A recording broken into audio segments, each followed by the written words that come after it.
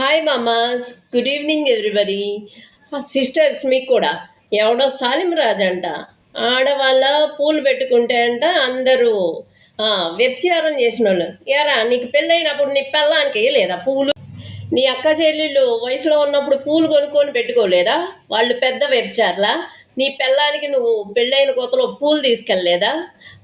లేకపోతే నువ్వు వ్యభిచారుడురా, నీ పిల్లం వ్యభిచారుదా? నీ దగ్గర పండి పిల్లలు కన్నందుకు నీ పిల్లలు పూలు పెట్టుకోలేదా? నీ పిల్లలు వ్యభిచారులా? ఆ? నీ అక్క చెల్లెలు పూలు పెట్టుకోలేదా? నీ అక్క చెల్లెలు వ్యభిచారులా? నీ అమ్మ పూలు పెట్టుకోలేదా? వాళ్ళు వ్యభిచారులా? నీ పెద్దమ్మ నీ అమ్మ పూలు పెట్టుకోలేదా? వాళ్ళు వ్యభిచారులా?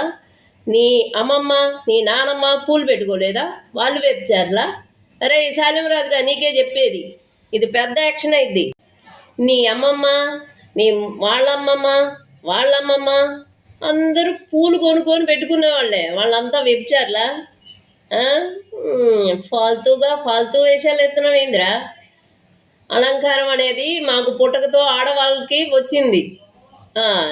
నీలాగా డఫోటా మొహోడు లంగంగా అని చెప్తే వినేవాళ్ళు ఎక్కడా లేరులే. కానీ ఫస్ట్ నీది నువ్వు గడుక్కో, నీ ఇంట్లో నీది నువ్వు గడుక్కో. ఆడవాళ్ళని అందుగాని దేశంలో అందరినీ పూలు పెట్టుకునే వాళ్ళందరినీ వ్యభిచారులా? నువ్వు నీ మొహం ఏదయ్యా? నేను ఇంతవరకు చూడలేదు. ఒకసారి బయటికి రా. ఎముకలు ఉండవు, 206 ఎముకలు ఉండవు ఒంట్లో, అర్థమైందా? లేకపోతే యేసుప్రభువుకి పూలు వేయట్లేదా? యేసుప్రభు వ్యభిచారుడా? మరీ తల్లికి పూలు వేయట్లేదా? మరీ తల్లి వ్యభిచారులా? చెప్పండిరా. సత్యం శవం మీద పూలు వేయట్లేదా? ఆ సత్యం శవం ఏమన్నా వ్యభిచారం చేసేదేమో శవమా? చెప్పండి. సత్యం శవం కూడా వ్యభిచారం చేసేదే, పూలేసి తీసుకెళ్తారుగా. మన్ను తిన్న మట్టిపోమైనా మనల్ని చూస్తే వెనక తిరిగి వెళ్ళిపోయిద్ది. నువ్వు ఆ డ్రైనేజ్లో పెంట పురుగులాగా ఉన్నావు కదరా, పెంట మొహోడ. ఆడవాళ్ళంతా ఒక యాక్షన్ తీసుకుంటారు, నువ్వు రారా. నిన్ను పౌడర్ లేకుండానే కొడతారు.